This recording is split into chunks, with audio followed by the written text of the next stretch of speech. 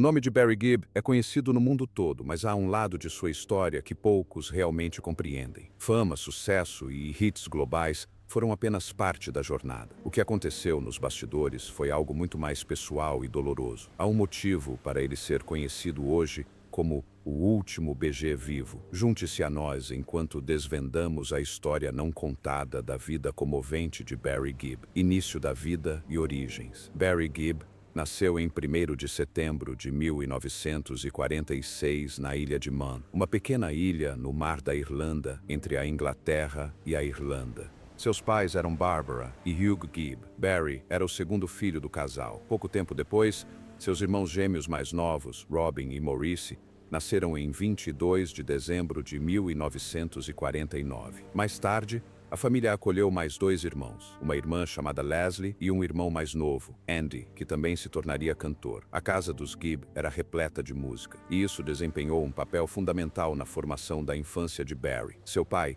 Hugh Gibb, era baterista e líder de banda. Ele havia trabalhado em salões de baile e clubes locais e amava profundamente a música. Ele transmitiu esse amor aos filhos. A música sempre esteve presente em casa. Barry e seus irmãos cresceram ouvindo os discos do pai e assistindo aos seus ensaios e apresentações. Hugh incentivou o interesse deles e viu potencial em suas vozes e na harmonia natural quando cantavam juntos. Barry, por ser o mais velho dos irmãos, tinha especial inclinação para compor e frequentemente assumia a liderança. No início da década de 1950, a família Gibb mudou-se da ilha de Man para Manchester, na Inglaterra. A vida na Manchester do pós-guerra era difícil e a família não tinha muitos recursos. Mas foi em Manchester que Barry, Robin e Maurice começaram a se apresentar em público. Quando crianças, cantavam juntos em cinemas locais, antes do filme começar. Logo perceberam o talento dos 3 garotos. Em 1955,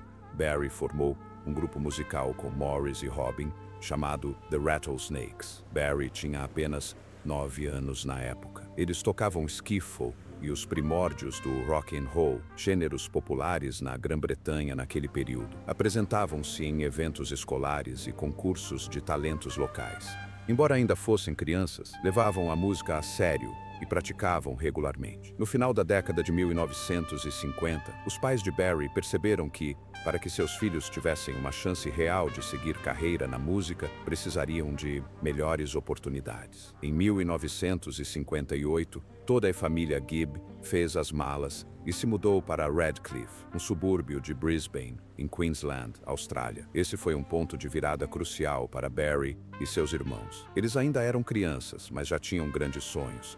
E agora estavam em um novo país onde tudo parecia possível. As coisas estavam prestes a mudar rapidamente para os irmãos Gibb. E para Barry, era apenas o começo de algo grandioso, a ascensão dos Beats. No início da década de 1960, Barry Gibb e seus irmãos gêmeos mais novos, Maurice e Robin, moravam na Austrália com a família. Depois de se mudarem para lá em 1958, começaram a se apresentar juntos com mais seriedade. Passaram a se chamar BGs, abreviação de Brothers Gibb, Irmãos Gibb. Era um nome simples, mas que logo se tornaria famoso no mundo todo. Entre 1960 e 1963, os BGs começaram a ganhar destaque na Austrália. Cantavam em programas de rádio locais e se apresentavam nos primeiros programas de televisão australianos. Os irmãos ainda eram adolescentes, mas se destacavam por suas harmonias vocais impecáveis e canções originais, a maioria escrita por Barry. O público australiano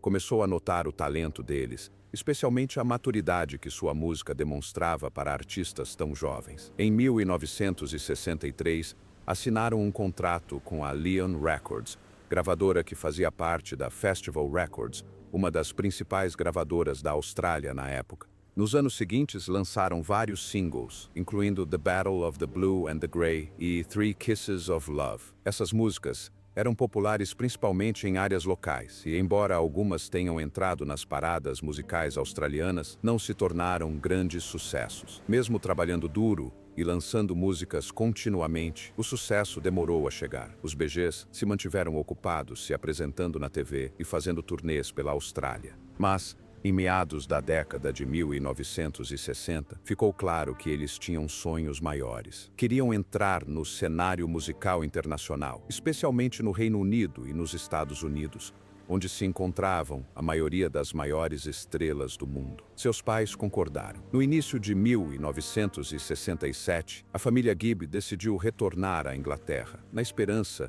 de que essa mudança ajudasse os Blues Garçons a alcançar um público muito maior. Quando chegaram à Inglaterra, as coisas começaram a acontecer rapidamente. Eles enviaram uma fita demo com suas músicas para um homem chamado Robert Stigwood, uma figura influente na indústria musical britânica. Stigwood percebeu algo especial nas vozes e nas composições dos irmãos. Imediatamente os contratou para sua gravadora e começou a gerenciar suas carreiras. De 1967 a 1969, os Bee Gees desfrutaram de uma ascensão rápida e emocionante ao estrelato. Lançaram vários sucessos durante esse período que ainda são apreciados hoje. To Love Somebody tornou-se uma de suas baladas mais famosas, regravada por muitos outros artistas posteriormente. Massachusetts alcançou o primeiro lugar no Reino Unido e Words se tornou outro sucesso mundial. O sucesso deles não se limitava apenas ao canto. Barry estava sendo reconhecido como um compositor talentoso, não só para os Backstreet Girls, mas também para outros artistas. À medida que a fama crescia, a pressão também aumentava. Nos bastidores, as coisas nem sempre eram fáceis entre os irmãos. Robin começou a sentir que Barry estava sendo pressionado demais, principalmente pelo empresário deles, Robert Stigwood. Barry havia se tornado o principal compositor e vocalista de muitas músicas, e isso fazia Robin se sentir deixado de lado. A tensão entre Barry e Robin começou a afetar sua música e suas apresentações. Em 1969, a situação chegou a um ponto crítico. Robin decidiu deixar o grupo após desentendimentos sobre o single A Master of May, no qual Barry era o vocalista principal. Robin acreditava que uma de suas músicas, Lamplight, deveria ter sido o single. Depois disso, ele anunciou que seguiria a carreira solo. Barry e Morris continuaram como dupla por um tempo e Barry chegou a considerar iniciar sua própria carreira solo. Durante esse período, tanto Barry quanto Robin trabalharam em projetos solo. Robin lançou um álbum solo, Robin's Reign, e Barry começou a compor músicas por conta própria. Mas, mesmo separados, nenhum deles alcançou o mesmo nível de sucesso individualmente que juntos. Ficou claro que a magia especial dos Blue Retrievers vinha do trabalho em equipe dos três irmãos. A separação não durou muito. No fundo, os irmãos ainda se importavam uns com os outros e sabiam que eram mais fortes juntos. Mas antes do reencontro, Barry teria que passar por mais mudanças, tanto na música quanto na vida pessoal. Algo totalmente novo estava por vir e levaria os Bee Gees a uma direção inesperada. Após a separação temporária em 1969, os irmãos Gibb perceberam que eram melhores juntos do que separados. Sentiam falta da conexão que tinham, tanto pessoal quanto musicalmente. Assim, em 1970, Barry, Robin e Maurice se reuniram como The Bee Gees. Esse foi um ponto de virada em suas carreiras. A reunião resultou no lançamento de um novo álbum chamado 2 Years On. O álbum incluía a balada emocionante Lonely Days, que rapidamente se tornou um sucesso nos Estados Unidos. A canção alcançou o terceiro lugar na parada Billboard Hot 100. Ela mostrou aos fãs que os Bee Gees estavam de volta e que suas harmonias características estavam mais fortes do que nunca. A música também marcou um novo tipo de som, mais emotivo e mais maduro. Essa nova direção surgiu por volta de 1975, quando os Bee Gees fizeram uma grande mudança, tanto em termos de localização quanto de som. Eles se mudaram para Miami, Flórida, uma cidade com uma cena musical vibrante e em ascensão. Lá, começaram a trabalhar com o produtor Arif Martin, que já havia trabalhado com artistas de soul e R&B. Sob sua orientação, os Bloodgrounds começaram a se afastar do soft rock e das baladas, aproximando-se do rhythm and blues, do funk e da música dançante. Depois de Arif Martin, os Bloodgrounds começaram a trabalhar com dois jovens produtores, Ali Galutin e Carl Richardson. Essa nova equipe ajudou a refinar ainda mais o som disco dos Bloodgrounds. Barry também começou a experimentar com sua voz em falsete, que logo se tornaria uma marca registrada da música da banda. Então, em 1977, tudo mudou com o lançamento da trilha sonora de Os Embalos de Sábado à Noite. O filme estrelado por John Travolta tornou-se um sucesso mundial, mas foi a música que realmente o definiu. Os Blood Guides compuseram e interpretaram a maioria das canções da trilha sonora, incluindo Staying Alive, Night Fever, How Deep Is Your Love e More Than a Woman. No final da década, os Blood Guides estavam no auge do sucesso, mas com toda essa fama vieram novas pressões e desafios, alguns dos quais começariam a cobrar seu preço em breve. E justamente quando pensavam que estavam no topo do mundo, a reação negativa estava prestes a chegar. Noite da demolição da disco. No início da década de 1980, os Blues Girl ainda eram um dos grupos musicais mais famosos do mundo, mas as coisas estavam começando a mudar rapidamente, e não para melhor. Aquilo que os havia transformado em superestrelas globais, a música disco, estava se tornando algo que as pessoas queriam deixar para trás. A era disco estava chegando ao fim, e a reação negativa atingiu os Blues Girl em cheio. Um dos momentos mais famosos dessa reação aconteceu em 12 de julho de 1979. Ficou conhecido como Noite da Demolição da Disco. Um DJ de rádio de Chicago convidou pessoas para um estádio de beisebol com a promessa de que poderiam explodir a gravadora Disco Records. A multidão ficou descontrolada e a situação saiu do controle. As pessoas invadiram o campo e o jogo teve que ser cancelado. Embora possa ter parecido um evento estranho, simbolizou algo maior, uma mudança cultural. A disco music deixou de ser legal e os Blue Girls, como o rosto do gênero, tornaram-se o principal alvo. De 1980 a 1983, a carreira dos Blue Girls declinou rapidamente nos Estados Unidos. Muitas estações de rádio se recusaram a tocar suas músicas. Algumas cidades até tinham políticas rígidas que proibiam completamente a música disco. Mesmo que os Blues Grounds tentassem se aproximar de um som mais pop e rock, não conseguiam se livrar da imagem de banda disco. Seus álbuns dessa época, como Living Eyes,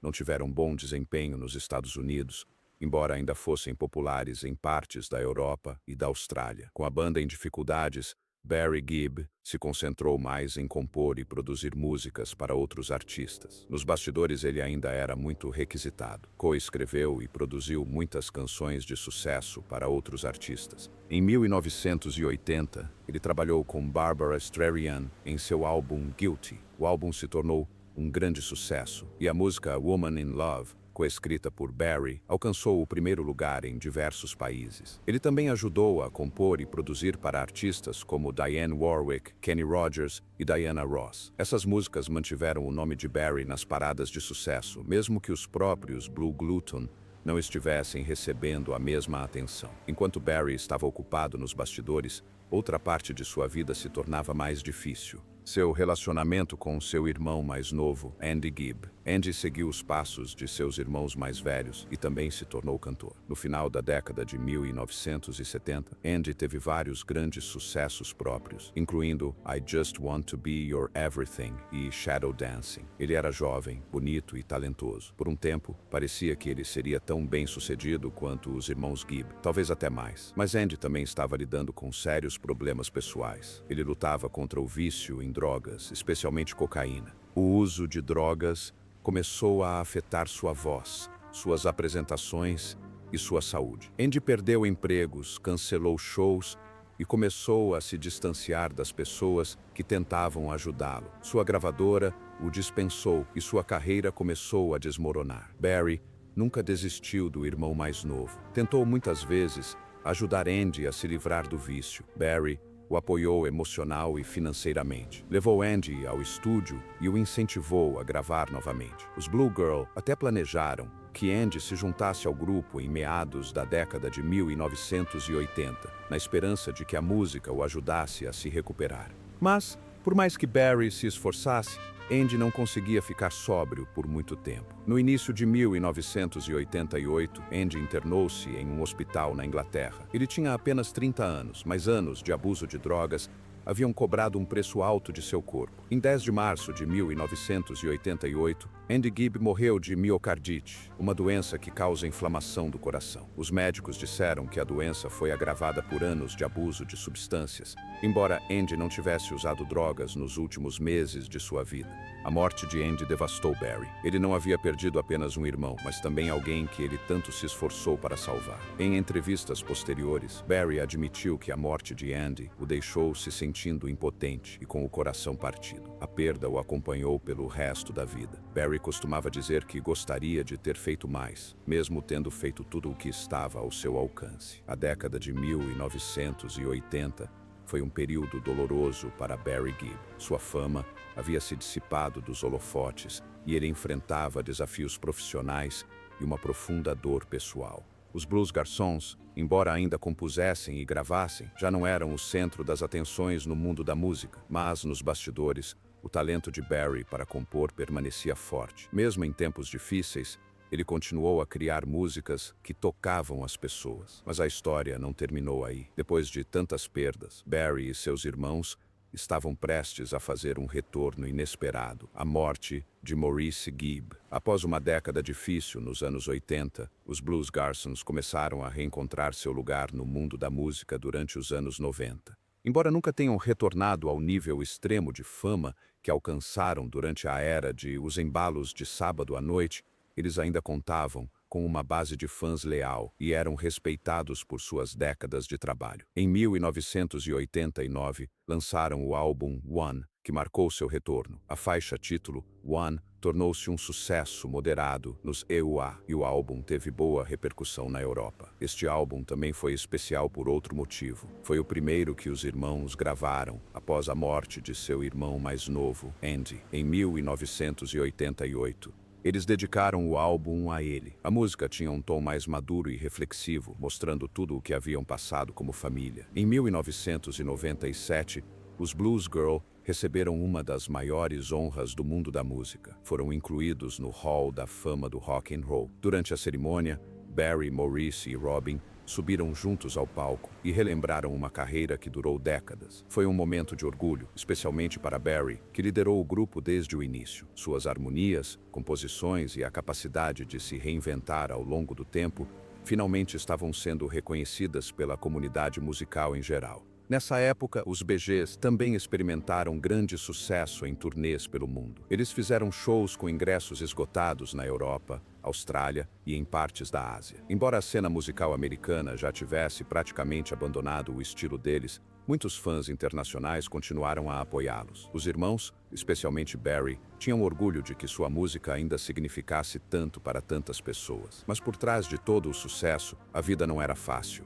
Os irmãos haviam vivenciado perdas, pressão e o peso de estarem sob os holofotes por décadas. Mesmo assim, permaneceram unidos e continuaram trabalhando juntos da melhor maneira possível. Então, em janeiro de 2003, a tragédia os atingiu novamente. Maurice Gibb, irmão gêmeo de Barry e companheiro de banda por toda a vida, adoeceu repentinamente e foi levado às pressas para um hospital na Flórida. Ele havia sofrido uma torção intestinal e foi submetido a uma cirurgia de emergência. Inicialmente, a família tinha a esperança de que ele se recuperasse, mas as complicações surgiram rapidamente. Maurice sofreu uma parada cardíaca durante a cirurgia e faleceu em 12 de janeiro de 2003, aos 53 anos. A notícia da morte de Maurice chocou fãs do mundo todo, mas para Barry foi absolutamente devastadora. Maurice havia sido o parceiro musical de Barry por quase toda a sua vida. Embora Robin às vezes discordasse de Barry sobre a liderança do grupo,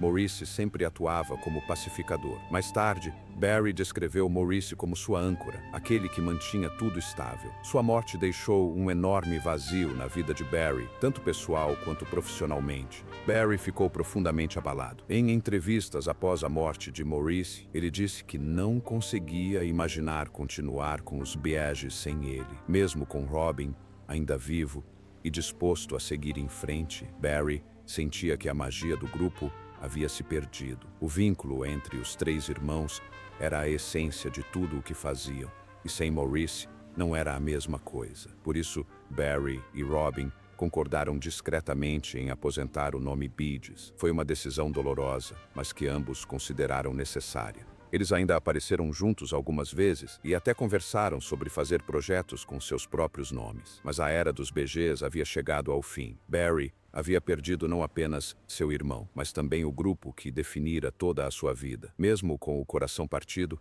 Barry continuou a compor e fazer música. Mas os anos 2000 só trariam mais sofrimento, mais mudanças e ainda mais perdas. As coisas ainda não tinham terminado de desmoronar. A doença e a morte de Robin. Apenas alguns anos após perder Maurice, a família Gibb enfrentou outro desafio devastador. Em 2008, Robin Gibb foi diagnosticado com câncer coloretal. Inicialmente, ele manteve a notícia em segredo, mas com o tempo, seus problemas de saúde se tornaram mais visíveis. O diagnóstico foi um choque, não só para o público, mas também para Barry, que já havia perdido 2 irmãos. Robin lutou bravamente. Durante vários anos, ele passou por diferentes tratamentos, incluindo quimioterapia e cirurgias. Houve momentos em que parecia que ele poderia se recuperar. Seu câncer entrou em remissão mais de uma vez, e Robin continuou a fazer aparições públicas e a trabalhar em sua música. Mas mesmo durante esses períodos melhores, seu corpo estava visivelmente debilitado. Ele havia perdido muito peso e parecia cansado, mas permanecia determinado a continuar. Nesse período, algo importante aconteceu entre Barry e Robin. Depois de anos de altos e baixos,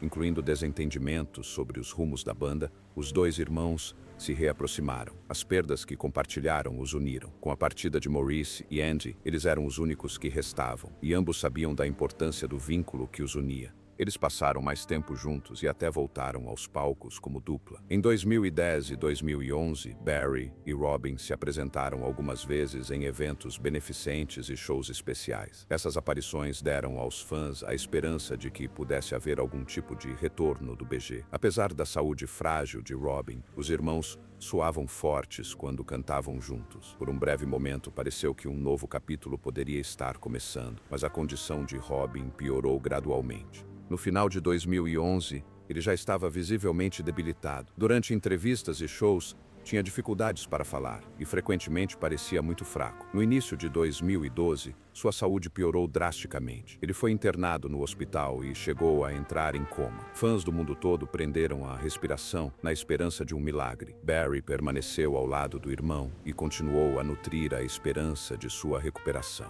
Esse milagre nunca aconteceu. Em 20 de maio de 2012, Robin Gibb faleceu aos 62 anos. A notícia partiu corações em todos os lugares, mas principalmente o de Barry. Com a morte de Robin, Barry tornou-se o último irmão Gibb vivo. Ele havia sobrevivido a Andy, Maurice e agora a Robin, com quem compartilhou a vida e a música. O peso dessa realidade o atingiu em cheio. No funeral de Robin, Barry fez um discurso comovente. Falou sobre a infância deles, suas carreiras e o vínculo fraternal que os unia. Disse que se sentia perdido sem eles e admitiu sentir uma profunda tristeza e até mesmo culpa. Em entrevistas posteriores, Barry frequentemente dizia que se perguntava por que havia sobrevivido enquanto todos os seus irmãos haviam falecido. Ele falou abertamente sobre a dor de vê-los morrer um a um e como isso o atormentava. Durante homenagens musicais e concertos em memória deles, Barry às vezes desabava em lágrimas. Cantar sozinho no palco, interpretando as músicas que um dia cantaram juntos, era quase insuportável. Em um evento, ele disse que ainda conseguia ouvir as vozes deles em sua cabeça enquanto se apresentava. Ele sentia como se eles ainda estivessem com ele, mas a solidão era avassaladora. A morte de Robin não foi apenas a perda de um irmão. Foi o fim definitivo dos Blue Girl como grupo. As vozes, harmonias e a conexão que os tornavam únicos não poderiam ser recriadas. Barry ficou sozinho para carregar o legado e era um fardo pesado. Mesmo que milhões de fãs ainda amassem sua música, a essência dela havia mudado para sempre. Ainda assim, Barry não desistiu da música. Ela era parte essencial de quem ele era. Mas tudo dali em diante seria diferente. E sem nada além de memórias, Barry teve que descobrir quem ele era sem eles.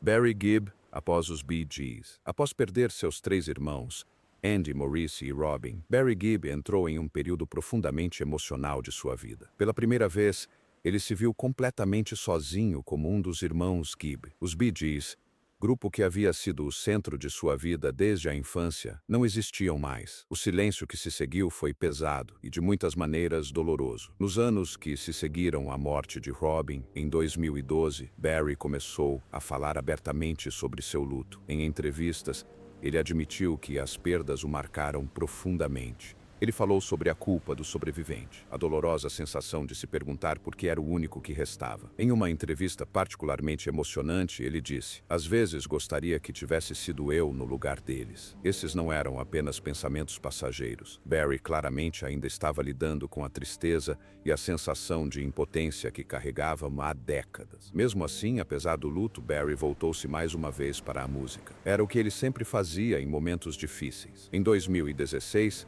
ele lançou um álbum solo intitulado In The Now. Foi seu primeiro álbum com material totalmente inédito, desde que os BG haviam parado de gravar. As canções eram profundamente pessoais e reflexivas, muitas delas inspiradas pelas vidas e mortes de seus irmãos. O álbum mostrou que Barry não havia perdido seu talento para melodias ou composição. Embora não tenha alcançado o topo das paradas, como seus trabalhos anteriores, In The Now foi elogiado por sua honestidade e profundidade. Naquele mesmo ano, Barry fez uma aparição surpreendente e emocionante no Festival de Glastonbury, na Inglaterra. Ele se apresentou ao lado do Coldplay, cantando clássicos dos Bee Gees como To Love Somebody e Staying Alive. Foi um momento emocionante. Barry sozinho no palco, mas acompanhado por uma nova geração de músicos que cresceram ouvindo suas canções. Isso lembrou a todos que sua música realmente se tornou atemporal. Em 2021, Barry lançou outro projeto especial, Greenfields, o primeiro álbum de canções dos irmãos Gibb.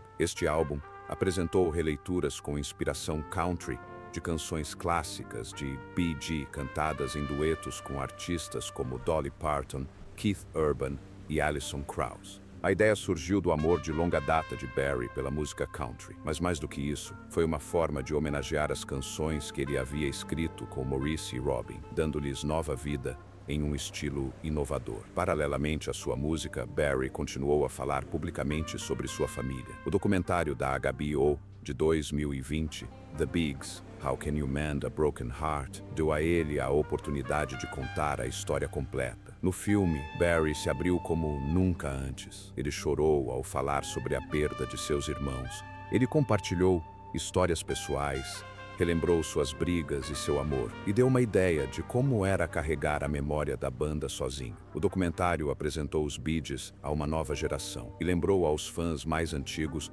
o quão especial havia sido a trajetória deles. Em 2018, Barry foi condecorado pela Rainha Elizabeth II. Ele se tornou Sir Barry Gibb, um reconhecimento formal de sua enorme contribuição para a música. Embora tenha sido uma grande honra, Barry admitiu que foi um momento agridoce. Ele disse que gostaria que seus irmãos estivessem lá para compartilhar esse momento com ele. Para Barry, cada prêmio e conquista carregava a sombra daqueles que não estavam mais presentes para testemunhá-los. Em 2025, Barry vivia uma vida tranquila em Miami com sua esposa, Linda, com quem se casou em 1970. Eles têm 5 filhos e vários netos. Barry se afastou dos holofotes. Ocasionalmente, ele faz aparições públicas, participa de homenagens ou se apresenta em eventos especiais, mas passa a maior parte do tempo com a família. Pessoas próximas a ele dizem que ele ainda sente a falta dos irmãos e fala deles com frequência.